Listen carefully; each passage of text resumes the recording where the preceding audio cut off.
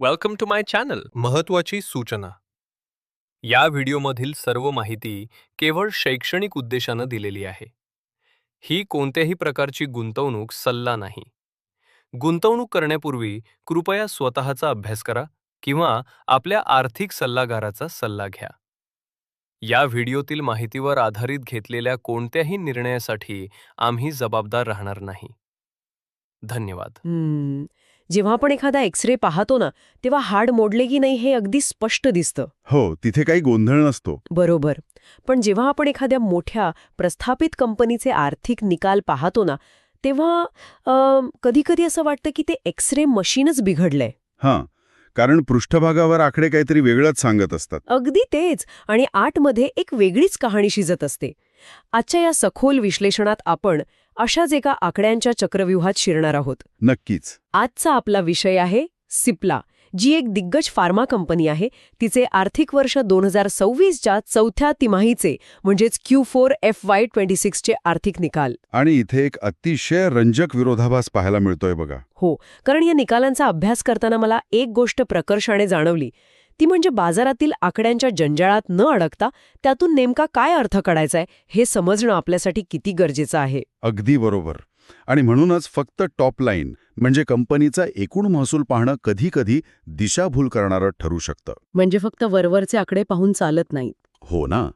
एखाद्या कंपनीच्या बॅलन्स शीटवर वरवर सर्व काही ठीक दिसत असलं तरी त्यांच्या ऑपरेटिंग लेव्हलवर काय ताण पडतोय हे आपण जोपर्यंत डिकोड करत नाही तोपर्यंत खऱ्या परिस्थितीचा अंदाज येत नाही. अगदी अचूक.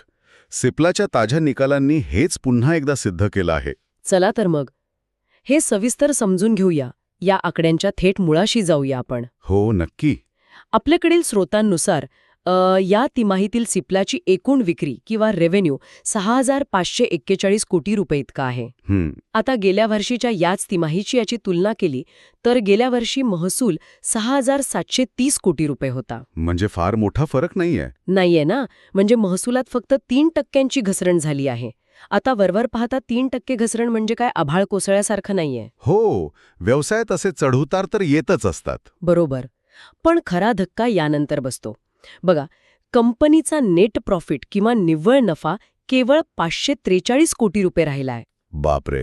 हो, कारण गेल्या वर्षी याच काळात तो 1,214 कोटी रुपये होता. म्हणजे थेट निम्म्याहून कमी. अगदी तेच. महसूल फक्त 3% कमी झाला, पण नफा थेट 55% गायब झाला. आणि साहजिकच याचा परिणाम EPS वरही दिसतो. हो ना. EPS जो आधी 15 रुपये 13 पैसे होता तो थेट 6 रुपये 87 पैशांवर आलाय. म्हणजे हे कसं शक्य आहे? 3% जखम आणि 55% रक्तस्राव. हाच तर या निकालांमधला सर्वात मोठा आणि कळीचा मुद्दा आहे. आता कसं आहे, रेव्हेन्यू आणि नेट प्रॉफिट या एकाच नाण्याच्या दोन बाजू असल्या तरी त्या एकाच वेगाने चालतात असं नाही. अगदी बरोबर. अनेकांना वाटतं की जर विक्री 3% कमी झाली तर नफाही साधारण 3 ते 5% कमी होईल. तसाच विचार येतो मनात. पण कॉर्पोरेट फायनान्समध्ये असं घडत नाही.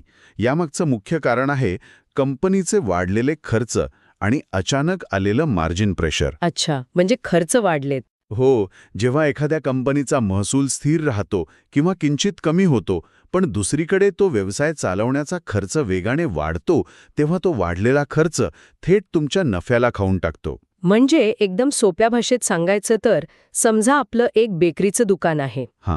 काल आपण जेवढे केक विकले जवळपास तेवढेच केक आजही विकले, म्हणजे फक्त 3% कमी. बरोबर. पण संध्याकाळी गल्ल्यातील नफा मोजायला बसल्यावर लक्षात येतं की आपला नफा निम्म्याहून अधिक म्हणजे 55% कमी झाला आहे. हो, कारण तुमचा मैदा, साखर किंवा कामगारांचा पगार वाढला असेल. अगदी तेच. मग फार्मा कंपन्यांच्या बाबतीत हे कसं होतं? फार्मा कंपन्यांच्या बाबतीत कच्च्या मालाचे म्हणजे APIचे दर, सप्लाय चेनचा खर्च आणि रिसर्च अँड डेव्हलपमेंटचा म्हणजेच R&Dचा मोठा खर्च असतो. हे खर्च तर असतातच.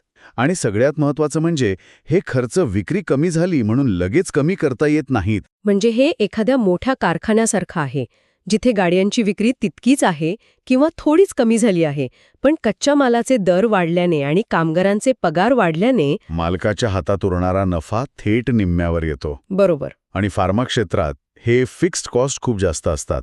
तुम्हाला कारखाने चालवावेच लागतात, क्वालिटी कंट्रोलसाठी प्रचंड पैसा खर्च करावाच लागतो. ते तर टाळता येणार नाही. हो, अमेरिकेसारख्या मार्केटमध्ये एफडीएच्या नियमांचं पालन करण्यासाठी लागणारा खर्च तुम्ही कमी करू शकत नाही. अच्छा. त्यामुळे जेव्हा टॉप लाईन थोडीशी खाली येते तेव्हा खालच्या बाजूला म्हणजे बॉटम लाईनवर त्याचा मल्टिप्लायर इफेक्ट दिसतो. सिप्लाच्या बाबतीत या तिमाहीत नेमके हेच घडले आहे. पण एक मिनिट, इथेच खरी गंमत आहे. सिप्ला काही काल सुरू झालेली स्टार्टअप नाहीये. बरोबर, खूप जुनी कंपनी आहे. तर एवढ्या दशकांचा अनुभव असलेली ही कंपनी आहे. वार्षिक 55% घसरण हा एक मोठा धक्का आहेच. पण मी विचार करत होते की जर आपण अगदी मागच्या तिमाहीशी म्हणजे क्वार्टर ऑन क्वार्टर याची तुलना केली तर चित्र सुधारताना दिसतंय का? तसं पाहिलं तर दुर्दैवाने तिथेही निराशाच आहे. हो ना, कारण डिसेंबरच्या तिमाहीत विक्री 7,074 कोटी रुपये होती. ती आता घसरून 6,541 कोटींवर आली आहे.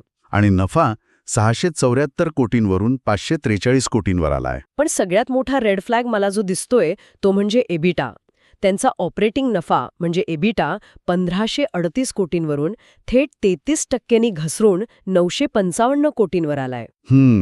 ही खूप मोठी घसरण आहे. माझा प्रश्न असा आहे की एवढ्या मोठ्या आणि प्रस्थापित कंपनीला आपले फिक्स्ड कॉस्ट आणि ऑपरेशन्स तिमाही दर तिमाही कसे मॅनेज करायचे याचा अंदाज नसावा का? अगदी रास्त प्रश्न आहे. केवळ 3 महिन्यात एबिटा 38% कसा काय कोसळू शकतो? हा अतिशय महत्वाचा आणि तार्किक प्रश्न आहे. बघा, कोणत्याही दिग्गज कंपनीसाठी एका तिमाहीत एबिटा इतक्या वेगाने खाली येणं हे नक्कीच विश्लेषकांसाठी चिंताजनक असतं.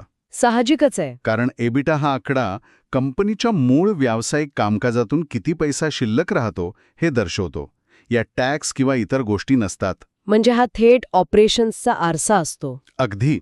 आता सिप्लासारख्या कंपनीला याचा अंदाज नसावा का? आता तसं नाहीये. मग काय होतं नेमकं? फार्मा व्यवसायाचं स्वरूप हे खूप लाँग सायकलचं असतं. तुम्ही एखाद्या विशिष्ट औषधाच्या निर्मितीसाठी मशीन्स, कर्मचारी आणि पुरवठा साखळी उभी केलेली असते. ती सगळी सिस्टीम तयार असते. बरोबर. पण जर अचानक एखाद्या आंतरराष्ट्रीय मार्केटमध्ये किंवा अगदी देशांतर्गत मार्केटमध्ये त्या औषधाच्या किमतींवर दबाव आला, ज्याला आपण प्राइसिंग प्रेशर म्हणतो. हो, तर कंपनीला आपले खर्च रातोरात कापता येत नाहीत. अच्छा, म्हणजे जसं आपण गाडी चालवताना अचानक ब्रेक दाबला तरी गाडी थांबायला काही अंतर जावंच लागतं. बरोबर. तसाच हा प्रकार आहे तर. अगदी तसंच.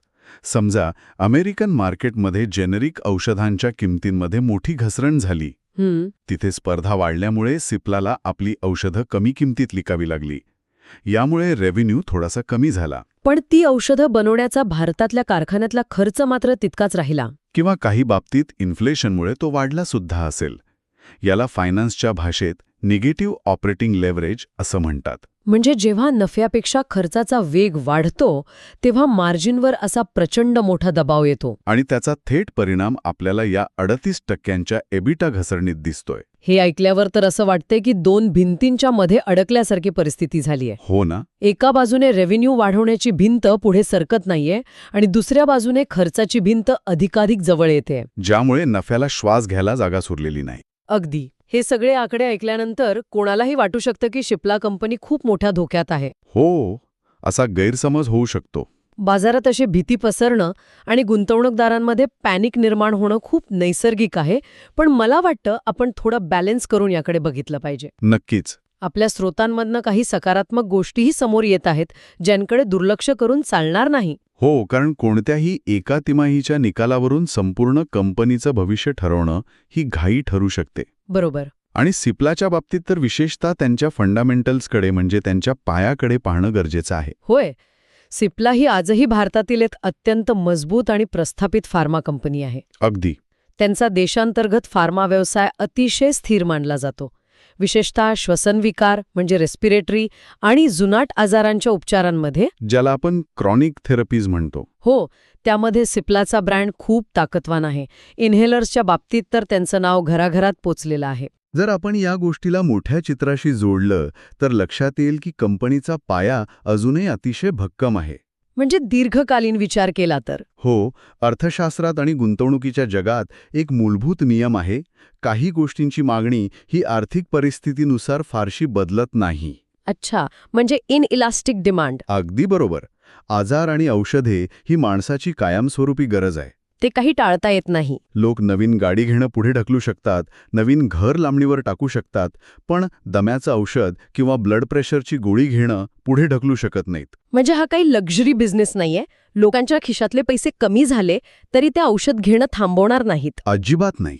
अल्पकालीन आर्थिक आकडेवारी कितीही खराब असली तरी दीर्घकाळात हेल्थकेअर सेक्टरची मागणी कधीही कमी होणार नाही. त्यामुळे कंपनीचा सर्व्हायव्हलचा किंवा अस्तित्वाचा कोणताही प्रश्न इथे निर्माण होत नाही. आणि तुम्ही मगाशी जो रेस्पिरेटरी किंवा श्वसनविकारांचा मुद्दा मांडलात तो खूप महत्वाचा आहे बघा.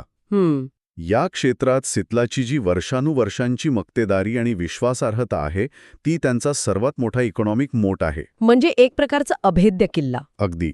हे असं क्षेत्र आहे जिथे रुग्ण किंवा डॉक्टर सहजासहजी आपला ब्रँड बदलत नाहीत. बरोबर. समजा एखाद्या रुग्णाला सिप्लाचा इन्हेलर सूट झाला असेल तर तो 5-10 रुपये वाचवण्यासाठी दुसऱ्या कंपनीचा इन्हेलर घेण्याचा धोका पत्करत नाही. हो. आणि डॉक्टर्सही तोच ब्रँड प्रिस्क्राईब करत राहतात. त्यामुळे कंपनीचा देशांतर्गत बाजारातील हिस्सा आणि तिथून येणारा कॅश फ्लो अतिशय सुरक्षित राहतो. म्हणजे तिमाही नफ्यात घसरण झाली असली तरी कंपनीचा मूळ गाभा डळमळीत झालेला नाहीये. हो, तो सुरक्षित आहे. हा मुद्दा नक्कीच मोठा दिलासा देणार आहे.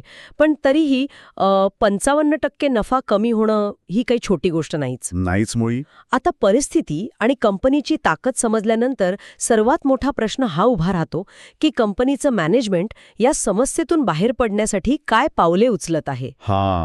हा खूप महत्वाचा भाग आहे. श्रोत्यांवरून असं स्पष्ट दिसतंय की व्यवस्थापन आता मार्जिन आणि ऑपरेशनल कार्यक्षमता सुधारण्यावर प्रचंड भर देत आहे. तसेच भारत आणि जागतिक बाजारपेठेत वाढ करण्यावर त्यांचं लक्ष केंद्रित आहे. बरोबर. पण सगळ्यात महत्वाचे 2 शब्द जे मॅनेजमेंटच्या कॉमेंट्रीमध्ये वारंवार येत आहेत ते म्हणजे खर्च नियंत्रण किंवा कॉस्ट कंट्रोल आणि प्रॉडक्ट मिक्स सुधारणे. हो, हे 2 शब्द खूप कळीचे आहेत. आता मला सांगा, मॅनेजमेंटने ऑपरेशनल कार्यक्षमता सुधारण्यावर भर देणार असं म्हटलंय ना. कॉर्पोरेट भाषेत याचा अर्थ आम्ही खर्चाला कात्री लावणार आहोत किंवा काही लोकांना कामावरून काढणार आहोत असाच होतो ना. बऱ्याच अंशी हो. अच्छा. जेव्हा कोणतंही मॅनेजमेंट ऑपरेशनल इफिशियन्सी हा शब्द वापरतं तेव्हा त्यांचा पहिला रोख हा अनावश्यक खर्च कमी करण्याकडेच असतो. पण फार्मामध्ये याचा अर्थ फक्त कर्मचारी कपात असा होत नाही बरं का. मग आणखी काय येत आहेत? यात पुरवठा साखळीतली त्रुटी दूर करणे, कच्च्या मालाच्या खरेदीसाठी नवीन आणि स्वस्त पर्याय शोधणे, उत्पादनात जाणारा कच्चा माल कमी करणे आणि जाहिराती किंवा मार्केटिंगवर होणारा अवाढव्य खर्च नियंत्रणात आणणे. या सर्व गोष्टींचा समावेश असतो. पण या कॉस्ट कंट्रोलपेक्षाही त्यांनी जो दुसरा शब्द वापरला आहे प्रॉडक्ट मिक्स, तो जास्त महत्वाचा आहे. तो जास्त रंजक आणि गेम चेंजर ठरू शकतो. हे प्रॉडक्ट मिक्स सुधारणे म्हणजे नेमकं काय? म्हणजे एखाद्या रेस्टॉरंटने आपला मेन्यू बदलल्यासारखं आहे का हे?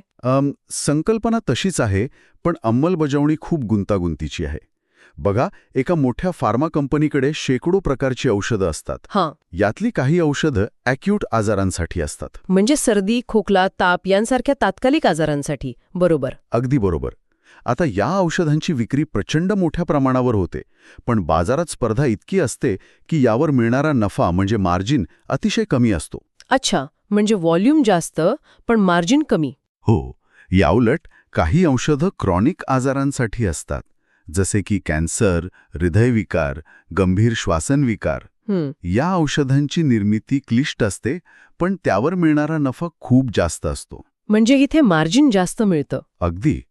प्रॉडक्ट मिक्स सुधारणे म्हणजे कमी नफा देणाऱ्या साध्या औषधांवरची अवलंबून राहण्याची सवय कमी करणे आणि जास्त नफा मिळवून देणाऱ्या स्पेशालिटी किंवा क्रॉनिक औषधांच्या विक्रीवर लक्ष केंद्रित करणे. हेच ते मॅनेजमेंटचं मुख्य शस्त्र असणार आहे. पण हे ऐकायला जेवढं सोपं वाटतंय तेवढं ते प्रत्यक्षात आहे का? नाही, अजिबात नाही. म्हणजे मॅनेजमेंटने आज ठरवलं की उद्यापासून आपण फक्त जास्त मार्जिनवाली औषधं विकायची, तर ते लगेच शक्य आहे का? शक्यच नाहीये. कारण क्रॉनिक आजारांच्या नवीन औषधांना मंजुरी मिळवणे, डॉक्टरांपर्यंत पोहोचवणे आणि रुग्णांचा विश्वास जिंकणे याला तर वर्षे लागतात. तुम्ही अगदी बरोबर नस पकडली आहे.